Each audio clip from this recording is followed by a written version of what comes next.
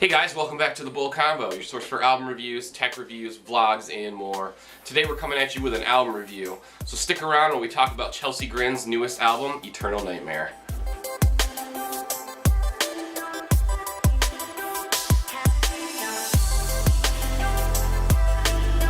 So before we get started, guys, I just want to give you another huge shout out and a huge thank you for helping me push over the 1,000 subscribers mark on the channel.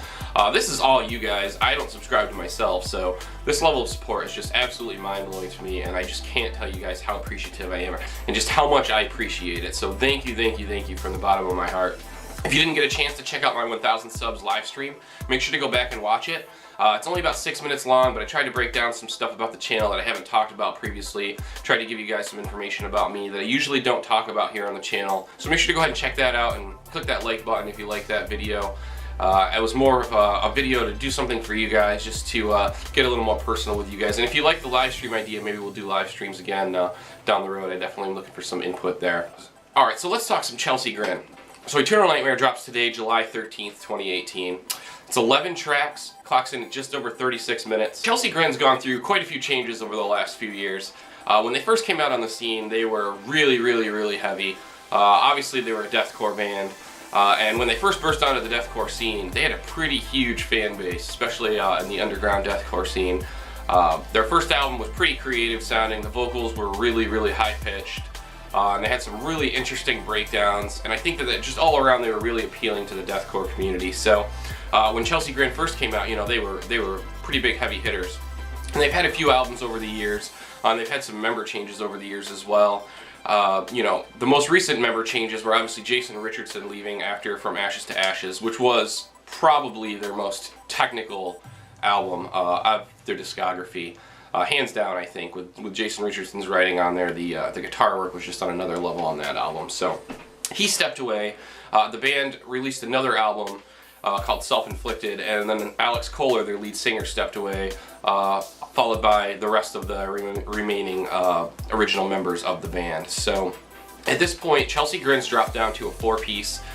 They no longer have any original members of the band you know, playing in the band itself. The lead singer now is the lead singer from Lorna Shore. His name's Tom Barber.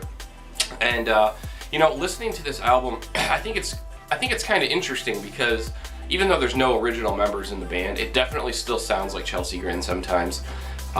You know, there's moments where you hear that Chelsea Grin chug, that signature bouncy chug that Chelsea Grin uses, and you know, there's moments where it really feels like the band's still together. It's still those original members. You know, but a lot of the points on this album really sound like something new and something different. There's a few things that are really noticeable on this album as soon as you listen to it. First being the production quality. It's insane. I think the production quality on this album is probably the crispest and highest production quality they've ever had on an album. In that regard, you know, I mean, I think that's a big plus right off the bat. You know, you have an album that sounds really well mixed and really well mastered, and that's a step in the right direction. So that's the first thing you guys will notice, is that the quality, you know, the mixing quality, the production quality is stellar. So kudos to Chelsea Grin for making sure to put out an album that sounded good. So aside from the production quality, I think the next thing that you'll notice is that obviously they have a new vocalist. The vocalist does a good job of trying to keep things Chelsea Grin-ish. A lot of balance between the high screams and the low screams. I don't think there's really any hiding that it's a different vocalist, no matter how hard they try. So it's going to take you some time to probably get used to the new sound of this band. So I'd say in terms of sound, for some reason when I listen to this album, I get a really strong All Shall Perish vibe. Maybe it's the high screams that sound a lot like Eddie Gamrita did on All Shall Perish's album, like Awaken the Dreamers. I just feel like when I hear the combination of the instrumentals and the vocals over top, it definitely has a strong All Shall Perish feel to it, which is awesome because All Shall Perish was an excellent deathcore band.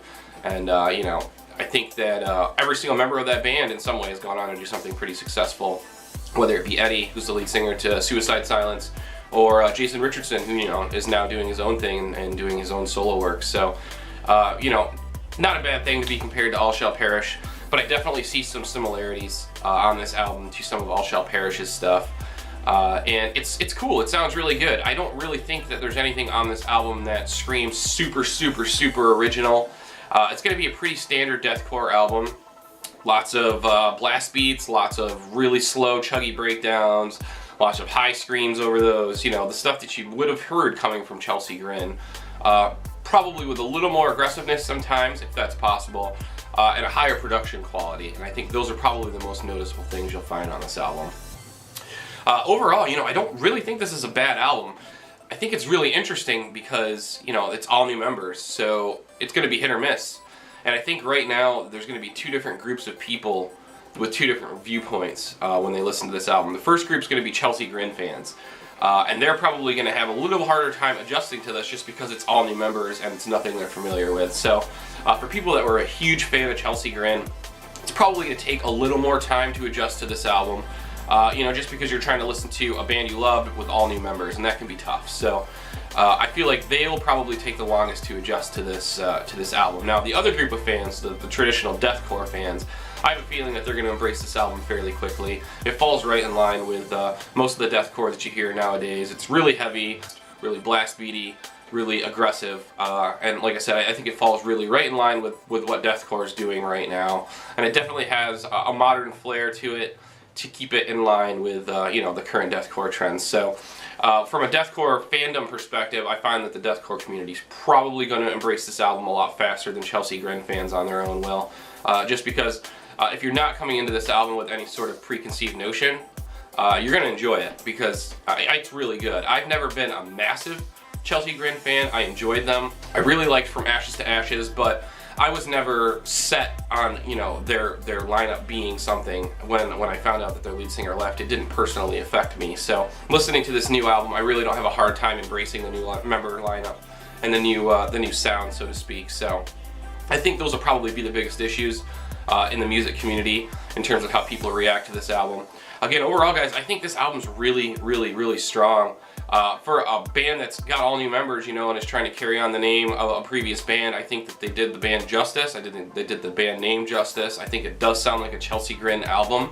Granted, it has some, you know, some new and unique properties to it because of the member changes, but they do a good job of trying to pay respect to the previous members and keep some of the aspects of Chelsea Grin that I think people really found desirable about Chelsea Grin. So I know these guys are playing Warped Tour this year. I'll actually be at the Buffalo date of Warped Tour on July 25th, and I plan to check these guys out. So I'll definitely be bringing you some live clips, probably a video or two from their set. Again, this album comes out today, guys, July 13th, 2018. It's going to be available on iTunes, Google Play, Spotify, all of those music outlets. Make sure to check it out. Make sure to support the band. So make sure to buy the album if you can.